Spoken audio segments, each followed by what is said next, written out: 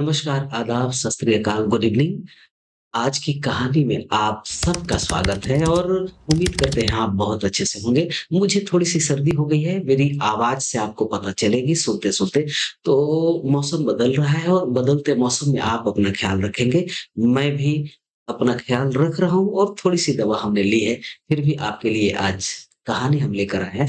आज की कहानी में है आसाराम बापू। वो आसाराम बापू जिनके कदमों में हिंदुस्तान के बड़े-बड़े कद्दावर नेता भी अपना माथा टेकते थे। जहाँ पे महफ़िल लगती थी, वहाँ पे फूल और मालाओं की बारिश हो जाया करती थी। उस आसाराम बापू को हमारा भारतीय कानून ने उम्र कैद की सज़ा दी है। आखिर वो कौन-सा बयान है, जिस बयान की वजह से इस व्यक्ति को उम्र कैद का सज़ा मिला है, ये बयान शायद आप नहीं जानते होंगे। सज़ा तो मिली है, ये पूरी दुनिया जानती है, लेकिन वो कौन-सा बयान है, शायद आप नहीं जानते हैं और आज हम उसी बयान को आपके सामने लेकर आए हुए हैं। चलिए, बढ़ते हैं कहानी के माध्यम से उस बयान पे। उस लड़की का ये बयान दर्ज है, कुछ इस तरह से दर्ज है कि 7 अगस्त 2013 की बात है। छिंदवाड़ा के मध्य प्रदेश के छिंदवाड़ा में आसाराम बापू का गुरुकुल जिसमें मैं पढ़ती थी और उस रात मुझे अचानक मेरे पेट में दर्द होता है और माथे में चक्कर आता है जिसकी वजह से मैं गिर जाती हूँ। गिरने के बाद वहाँ पे फ़ौरन उस गुरुकुल की वार्डन आती है और आने के बाद मुझे उठाती है और उठाने के बाद पानी वग़ैरह देती है। पानी वग़ैरह देने के बाद मेरे मम्मी और पापा को फ़ोन करती है कि भाई आपकी लड़की को अचानक माथे में चक्कर आया था, पेट में दर्द है और हो सकता है कि इसके ऊपर भूत-प्रेत का साया हो। तो आप जल्दी से जितना जल्दी हो सके आप आएँ और इन्हें महाराज के पास यानी बापू के पास लेकर के जाएँ। ये समाचार सुनकर मम्मी-पापा परेशान हो जाते हैं और 8 तारीख को रात में ही वो आश्रम पहुँच जाते हैं अपने गाँव से। आश्रम आने के बाद सुबह जब 9 तारीख होता है तो हमसे मिलने के लिए मेरे कमरे में आते हैं और मिलने के बाद कहते हैं कि ठीक है भाई, अभी बेटी कैसी हो? तब तक तो मैं ठीक हूँ लेकिन वार्डन कहती है वार्डन हमारे मम्मी-पापा से कहती है कि इसके ऊपर तो भूत-प्रेत का साया है और इसे उतरवाना पड़ेगा और इसे बापू के पास ले जाइए, वही उतारेंगे। स्वाभाविक है कि मम्मी-पापा परेशान हो जाते हैं और हमारा तो भगवान ही हमारे बापू आसाराम बापू हैं, तो मेरे मम्मी-पापा के भगवान, मेरे भी भगवान आसाराम बापू ही हैं, तो स्वाभाविक है वहाँ जाना ही था।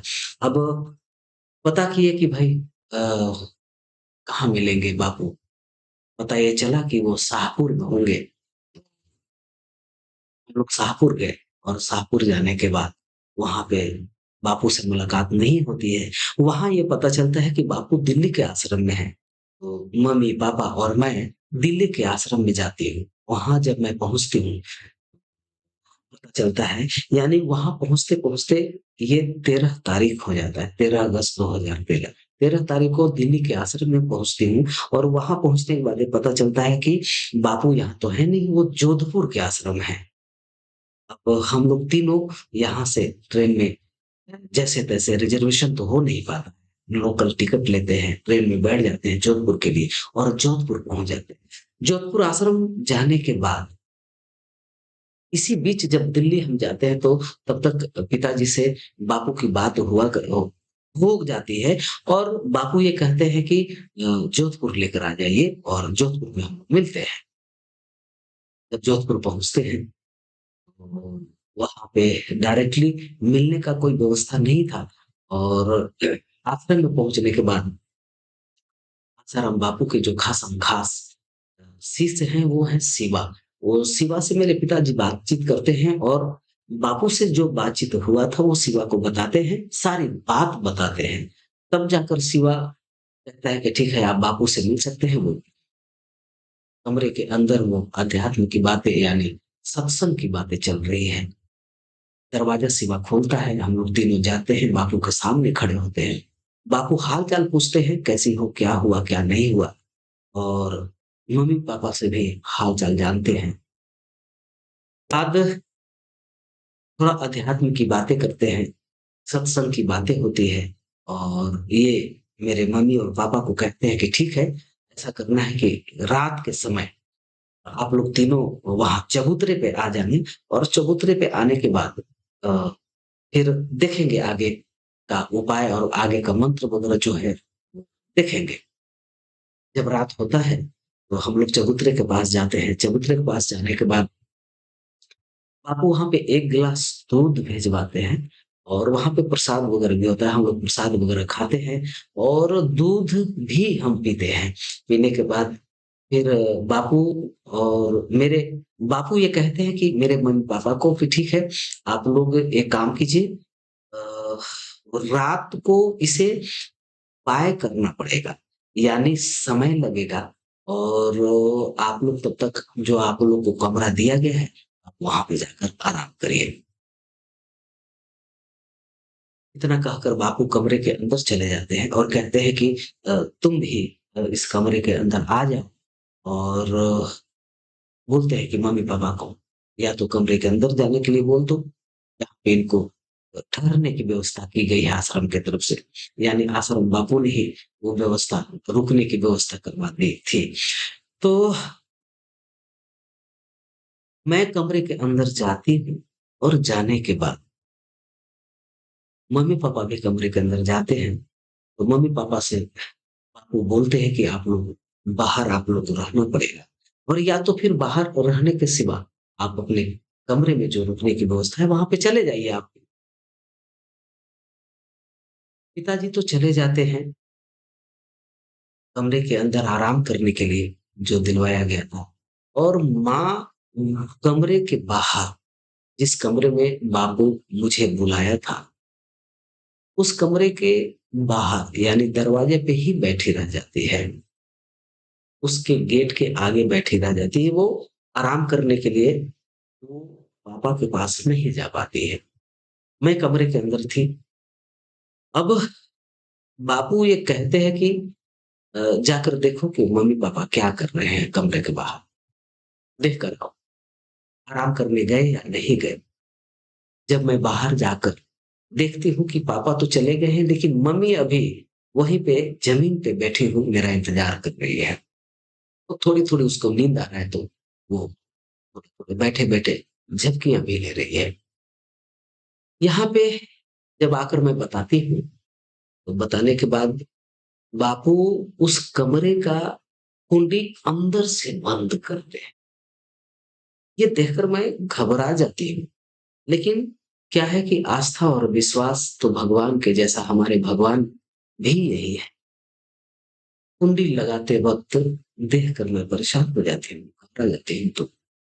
लेकिन कुंडी तो लगा देते हैं, कुंडी लगाने के बाद वो सीधे मेरे पास सामने आकर खड़े हो जाते हैं।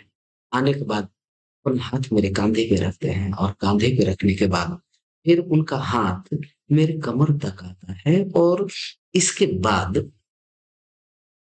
वो अपनी मनमानी अपने ढंग से करना शुरू कर देते हैं, यानी वो छेड़ना शुरू कर देते हैं। उनको छेड़ते हुए देखकर मैं बहुत परेशान हो जाती हूँ, डर जाती हूँ और चिल्लाने लगती हूँ ज़ोर-ज़ोर से। जैसे ही मैं छटपटाने लगती हूँ और ज़ोर-ज़ोर से चिल्लाने लगती हूँ, तो वैसे ही वो आदमी मेरे मुँह के ऊपर अपना मजबूत हाथ को रख देता है। हाथ रखते ही मैं छटपटा जाती हूँ और करीब-करीब ये जो सिलसिला है 1 से डेढ़ घंटे तक हमारे साथ चलता है। मन में जो भी आया जबरन हमारे साथ वो आदमी जानवर की तरह बदसलूक किया।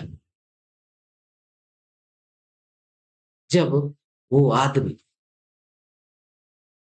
मन भर गया, तब वो मुझे छोड़ता है और छोड़ते ही मैं कमरे के बाहर जाकर भागती हूँ।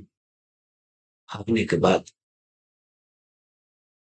देखती हूँ कि माँ वहीं पे सो रही है, दरवाजे के बाहर उठाती हूँ, जल्दी से पापा के पास जाती हूँ। पापा के पास जाने के बाद मुझे ऐसा लगता है कि जितना जल्द हो सके यहाँ से निकला जाए, लेकिन उस कमरे के दरवाजे से बाहर निकलने से पहले आसाराम मुझे ये कहते हैं, ये बात इस कमरे में ही रहना चाहिए जो भी तुम्हारे साथ हुआ है। अगर ये बात अपने मम्मी और पापा को बताया, तो इसी आश्रम में उनकी हत्या कर दी जाएगी। जान से हम मरवा देंगे। यहाँ से लौटेंगे नहीं। इस बात का ध्यान रखना है। ये बात को सुनकर के मैं डर गई थी और किसी भी तरह से आश्रम में से जान बचाकर अपने मम्मी-पापा को भी साथ में लेकर वहाँ से निकलना चाह रही थी। जल्दी-जल्दी पापा और मम्मी को मैंने कहा कि आप यहाँ से निकलो और घर चलो, जितना जल्दी हो सके घर चलो। घबराए हुए देख कर के मम्मी बहुत परेशान थी, पापा भी परेशान, क्या हो गया, क्या हो गया? क्या? मैंने बोला कि कुछ हुआ नहीं, बस चलना है यहाँ से। मैं अपने मम्मी-पापा को लेती हूँ और सीधे अपने घर चली आती हूँ। घर चले आने के बाद बहुत हिम्मत की मैं, क्योंकि जो क्रूरता, जो दानवता उसने मेरे साथ दिखाया था, जिस तरह का व्यवहार किया था, जिस तरह की मेरी इज्जत को तार-तार किया, मैं बर्दाश्त नहीं कर पा रही थी कि जिसे मैं अपना भगवान मानी, वो शैतान कैसे हो सकता है? मैं इस बात को हज़म नहीं कर पा रही थी, बहुत बेचैन थी। ऐसा लग रहा था कि मेरा शरीर से प्राण निकल जाए और बर्दाश्त नहीं हुआ, तब हिम्मत करके मैं अपनी मम्मी और पापा को ये सारी बात बताई। मेरी मम्मी ने और पापा ने मुझे बहुत बार पूछा कि क्या ये सच है? तुम्हें पता है कि तुम किस व्यक्ति के बारे में और किनके बारे में, अपने भगवान के बारे में तुम ऐसा कह रही हो? जब मैंने अपनी माँ को सारी चीज़ें दिखाई, समझाई, कही, ताकि वो मेरी माँ यकीन करती है और हम तीनों ये फैसला करते हैं कि ये बात प्रशासन को बतानी अति आवश्यक है। ये बयान है उस लड़की का और इसी बयान पे हिंदुस्तान के कानून ने संज्ञान में लिया, जाँच पड़ताल की और उस लड़की का सारे बयान सत्य पाए गए और इसी बयान के सत्यता के आधार पर अक्षरधाम बापू को उम्र कैद की सजा हुई। आज की कहानी में उस दर्द भरे बयान को आज हमने आपके सामने रखा। इस कहानी से ये सीख मिलती है कि आदमी सामने वाला कितना भी ताकतवर क्यों ना हो, कितना भी प्रभावशाली क्यों ना हो, अगर वो गलत है, तो गलत है। आप अपने आप को कभी कमज़ोर ना समझें। हमेशा सच्चाई की लड़ाई लड़ने में कभी अपना कदम को पीछे ना मोड़ो। हमेशा सत्य की विजय होती है और सत्य के आधार के ऊपर ही अपने जीवन को जीने की राह बनानी चाहिए, डरनी नहीं चाहिए। आज की कहानी में बस इतना ही। जय हिंद, जय भारत।